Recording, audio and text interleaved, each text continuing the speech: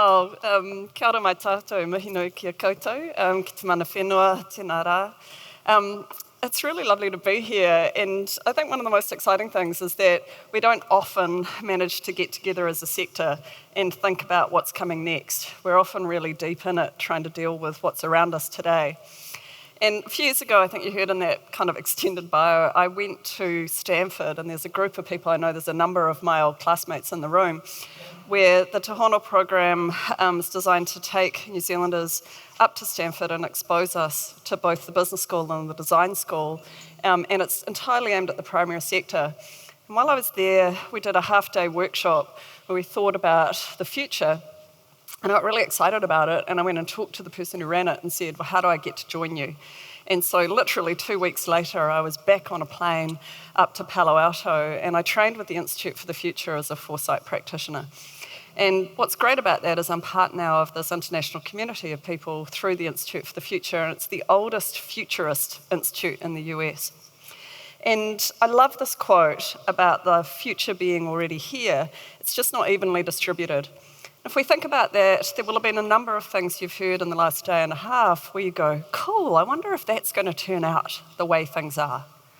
And so often what happens is we'll see something, we'll see a glimmer of something, and we won't know if that's the future or if it's going to turn out to be a dead end. And of course, there are no future facts. So when we start to think about the future, what we're really doing is we're using our imagination. We're thinking about how it might play out. And so what I want to get you to think a bit about today is that all of these technologies that turn up, until they've got a commercial model that makes them workable, they're just kind of interesting tech. And so part of that idea of whether the future is all around us is that we see interesting tech every day. And I was talking to some of the guys at the morning tea break. I've been playing on a blockchain project, an international project between Copenhagen and New Zealand. And what we found is that we realised that what we were trying to solve could be done with much simpler technology. And so the blockchain thing was kind of interesting because it gave us a way of thinking about it, but it didn't necessarily actually solve the job to be done, the problem, the commercial problem that we actually had, and we found a simpler way to do it. And so some of you may have seen this photo before. This is a photo, 1913 in New York City. What's interesting about it is that 13 years earlier, there's a photo that's taken at the same time that I'm going to use in my next session if you come to it, that shows the exact same street on the same day of the year, 13 years earlier, and the first car was being driven down Fifth Avenue. Now I want you to imagine what it was like to be the person who owned the first car in New York. Okay, can you imagine this? So I recently read a report that was written by the Manhattan planning team, and they said that Manhattan would never be built out. And the main reason that Manhattan could never be fully built on was that there were not enough horses to move the building materials. And we can kind of look back at that and go, that's kind of crazy. But what happens is that we plan from the sort of place we are today. And so when that first guy, and it was a guy, bought that car and drove it down the street in Manhattan, what was really interesting to me was that he had a stables in his house in Manhattan, and he had to send a horse and cart down to the docks to pick up the petrol to put into his car. And you can imagine the neighbours just completely mocking him. Like, why waste a really good horse to go down and get gas, basically? You've got to feed the horse to go get it. You were going to feed the horse anyway. It could have just taken you where you wanted to go. And you could see that this new technology, the car, it didn't have any infrastructure around it. There were no petrol stations. There were no drivers. There was a massive outcry when the car started to become standardised that horse people, so the stable hands, the people who, were the horse drivers, that they were all going to lose their jobs.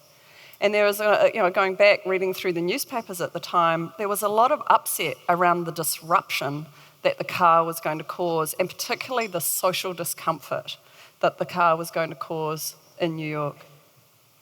And so I want you to think about that, because we think we're in this time of great change, and we are, but there have also been other times of great change that have happened in the past. And often when we look at those times of great change, they help us to understand, and there's a Māori whakatauki that means to look back, to look forward. And if we look back to look forward, we can think about what's happened in other times of disruption. And the thing that made the car work wasn't the car, it was the petrol station.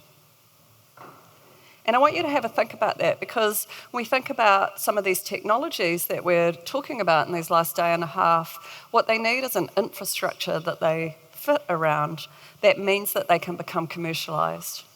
And so I want you to start thinking about what is the commercial model that will make this work.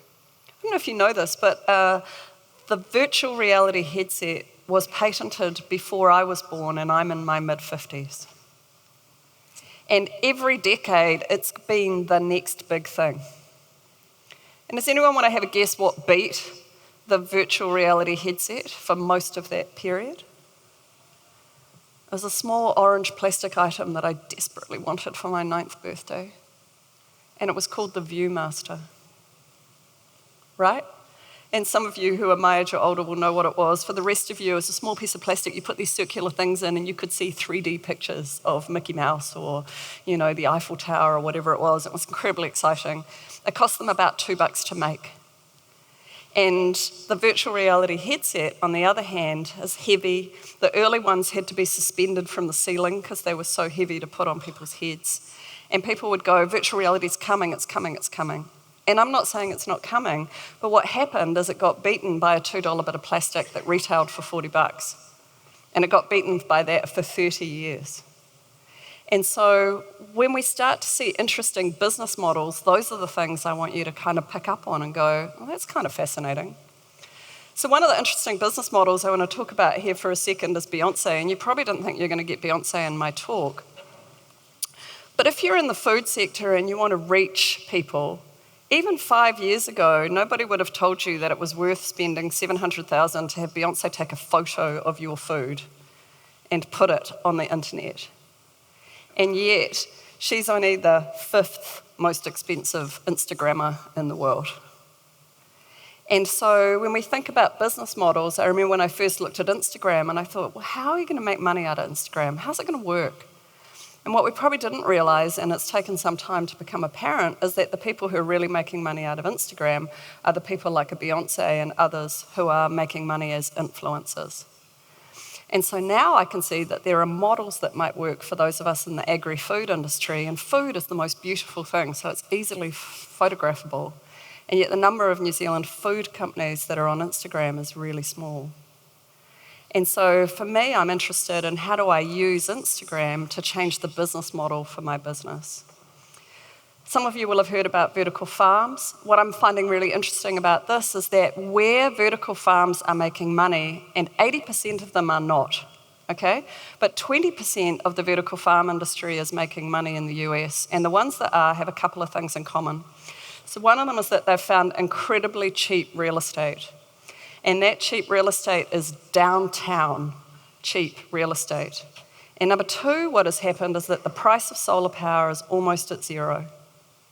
And so as the price of solar power plummets, you combine very cheap rent in crappy old office buildings with solar power on the roof, and your inputs into your business model are almost zero.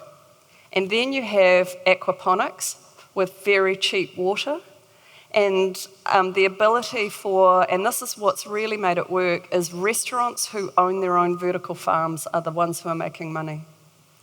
And so what they can do is they can say, there's some empty office space 200 metres down the road from my restaurant.